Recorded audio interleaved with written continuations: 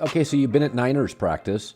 I totally understand when fan is short for fanatic, don't want to hear the truth. But I've got 4 different sources that Trey Lance struggles with accuracy. You've been at practice. You see it. He has good days and bad days. I think it's going to work mostly because I have such confidence in the roster. Kyle Shanahan, I've always said the Niners offense is not quarterback-centric. It's quarterback-friendly. Yeah. You don't have to be great. But you've watched Trey Lance. What do your eyes tell you? Yeah, up until 2 days ago, I mean, it's been a roller coaster, inaccurate. He's about 50% when in his backups, almost 70%.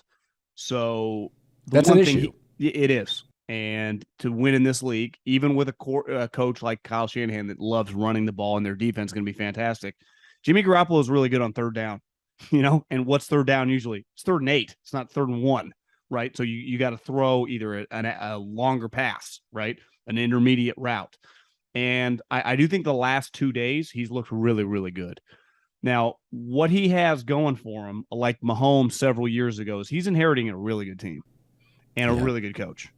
And unlike even Mahomes that first year, his defense is going to be fantastic. And offensively, the one thing with practice with his quote-unquote inaccuracy is they're really, him and Debo are trying to develop down the field. I think they're just trying to see if there's something there.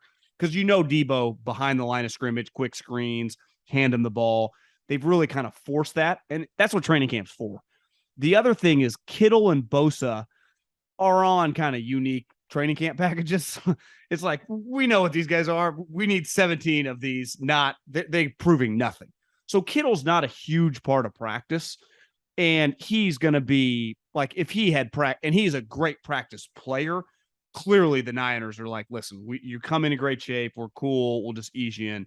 He's going to add 5, 6, 8% to Trey immediately, right? Big target. It's quicker. Good point. But ultimately what Kyle, like I worked for Andy Reid. Andy Reid loves throwing the ball. It's why he ultimately needs a throwing quarterback, and him and Mahomes are match made in football heaven. Kyle does not. I mean, his family motto is run the football. And he is going to run the football a lot, and they have so many running backs, and their offensive line can run block. At Kittle, Juszczyk, I mean, they're one of the only teams that use the fullback, and he's a fantastic player. So they basically have 7 offensive linemen. I do think Trey, he'd have to be pretty bad for them to struggle. Colin, I think they're going to be pretty good, unless he just implodes, which is always possible. Football's hard, but he's a high-level guy. He's going to make some mistakes. I know you and me agree on this. Like picks, I can live with picks. It's just as we talked about with Daniel Jones, are you airmailing someone on 3rd and 8 when the guy's open to keep the sticks moving, tie game, 4th quarter? It's plays like that you're going to have to live with him improving as the season comes on or goes on. But I do think there's a lot there to be very bullish on as a player. Kenny Pickett, rookie, first-round draft pick at quarterback, the only one this year, took first-team reps with the Steelers. So there's 4 teams in this league right now, Carolina, Seattle, the New York Giants, and the Steelers, where they're splitting reps. And I really have nothing against Mitch Trubisky. I think he's probably one of the better bridge quarterbacks in the NFL. But I kind of feel like if you're the Steelers, if you look at this season, Burrow and Lamar are significantly better than any quarterback you have. And Deshaun's probably going to miss the season or a majority of it, right? And so you're thinking to yourself, why not give Pickett 16 starts and figure out right now if you've got him? Do you have a guy? Because think about it. You can start Trubisky, but you're kind of wasting live bullets for Kenny Pickett. And this is the year, let's be honest, you're catching a break with Cleveland. So by next year, Deshaun plays, Lamar plays, Burrow plays. Wouldn't you want to know going into the season, we have the 4th best quarterback? Or do you want to go into next season thinking, I'm not sure. You get kind of a break with the Cleveland mess this year. I would want to cut to the chase. And here's the other thing to consider about Kenny Pickett. He has like 3 years of starts. I mean, Kyler Murray's coming in with a year. A lot of these guys are coming in transfers with a year or two. Kenny Pickett's got 3 years of starts in the same stadium. Shit, man, if he's not ready now, Joe Burrow had 2 years starting in LSU, had to transfer. Look at a lot of these guys. Kyler Murray transfers. How many years starting did a lot of these draft picks get? Trey Lance hadn't played more than a single football game in 2 years. I look at Kenny Pickett and I think, ton of college starts in this stadium. He'll never be more comfortable. Let's just figure out if he can play. Let's just figure it out. Because here's the thing to consider. Because he's 24, because he's played in the stadium, because he's from the area, he's far more comfortable than any rookie quarterback. Okay? Lamar and Burrow both excelled first year. Deshaun Watson played first year. So with the advantages Kenny Pickett has, played in Pittsburgh, played in this stadium, all those college starts, 3-year starter. Shit, if he can't get it done now, you got the wrong guy. Next year is a 5 to 6 first-round quarterback draft. Because really, now that you found George Pickens at wide receiver, you don't have a lot of holes on the roster. You don't have a lot of defensive holes. You don't have a lot of offensive holes. Your only hole could be quarterback. So the way I look at it, Kenny Pickett has so many advantages over other rookie quarterbacks. I would be willing to give a guy that started 1 year, played college out west, moves to New York, Baltimore, Pittsburgh, different area code, different weather, different environment, only started 1 year of college. But Kenny Pickett started 3 years. He's playing in the same stadium. It's his home crowd. If he can't excel at 24 years old in this current environment, you got the wrong guy. You don't want to potentially pass up on next year's quarterback draft with 6 or maybe more first-round picks. Again, a lot of these quarterbacks, they play a year of college, maybe 2. They go cross-country. They get a really harsh environment. The weather changes. They're different coast, time changes. It's a totally different offensive sensibility in the building. I mean, to me, this is the perfect fit. He's 24. Let it rip. Does Baker Mayfield still have allies in the city? Yes, I would say so. Yeah, he does. I mean, a lot of people have jumped off the bandwagon, but I will tell you, we have been covering his practices pretty much on a daily basis in Carolina for Cleveland.com. I mean, not in person or anything, but, we kind of write about them each day. And they're some of the most well-read stories on the site every single day.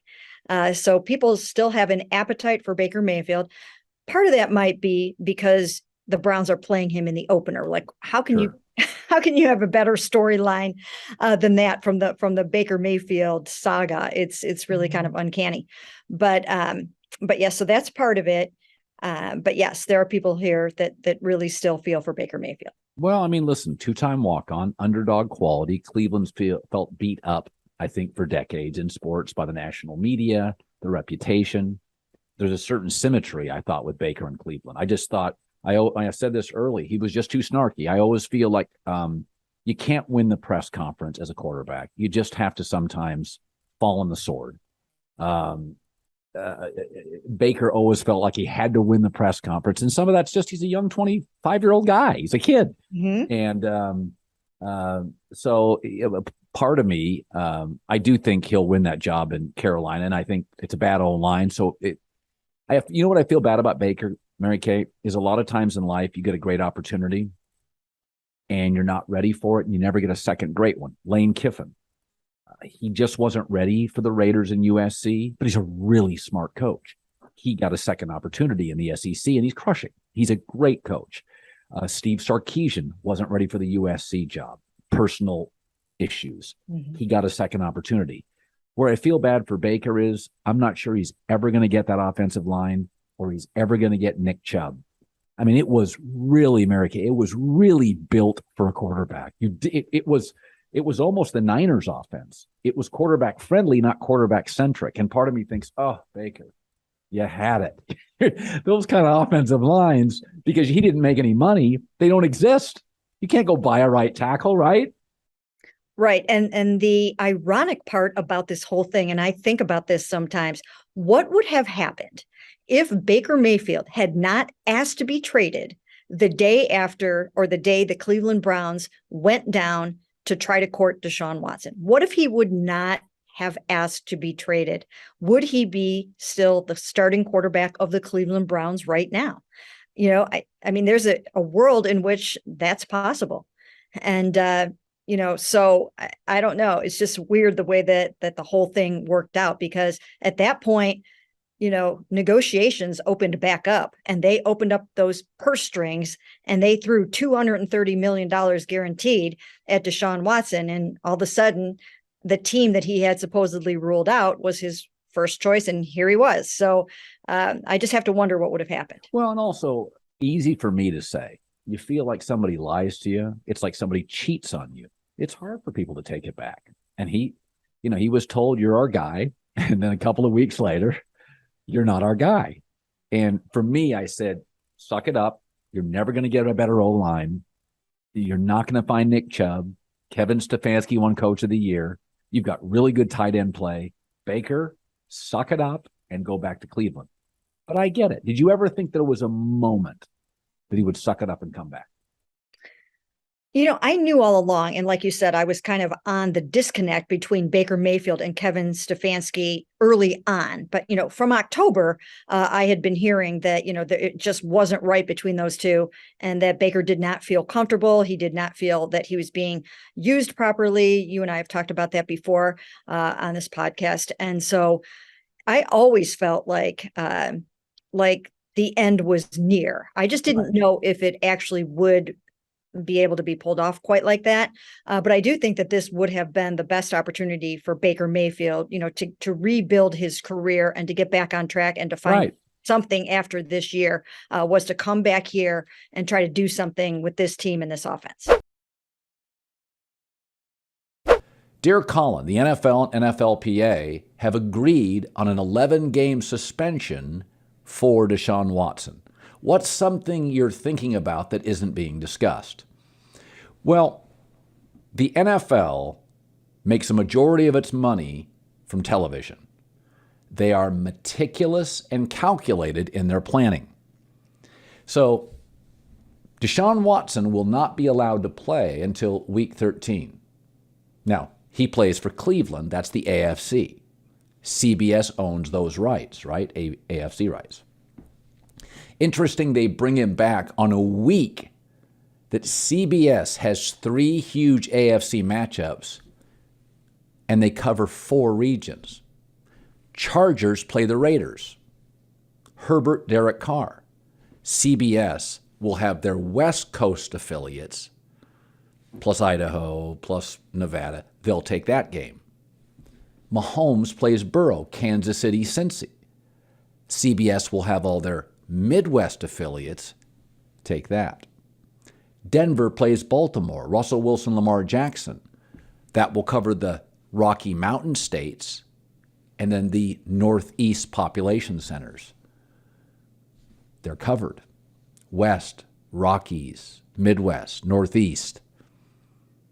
They will all have a star matchup to cover, meaning the distribution for Deshaun Watson's opening game, Houston and Cleveland, will be tiny. Dear Colin, you've been highly critical of Daniel Jones of the New York Giants. What quarterback does he remind you of? He doesn't. He reminds me of an actor, Hayden Christensen. Back in 1999, they were making a new Star Wars. It was a big effing deal.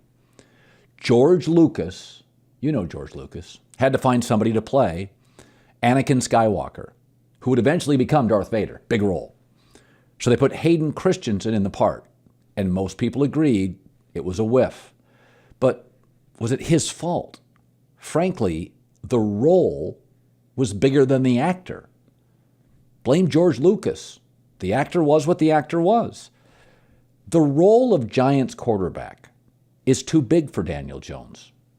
This is a town that had Joe Namath for the Jets and a member of the Manning family for the Giants. Those are big names. It's a star-driven town. You take a kid from Duke who was a reach at the number 6 pick and you foist him to that media. Has anybody considered if maybe he went to Tampa, small market, offensive coach, not as much chaos? We may have a slightly different story. I mean, I don't think it's a Daniel Jones fault. I think he's a second, third round player that could have, with an offensive coach and less chaos, been reasonably successful in a smaller media market where he could be hidden, like, let's say, a Carolina. We're blaming Daniel Jones. Dave Gettleman, Giants GM. It's his issue. Daniel Jones hasn't changed. He's always been average.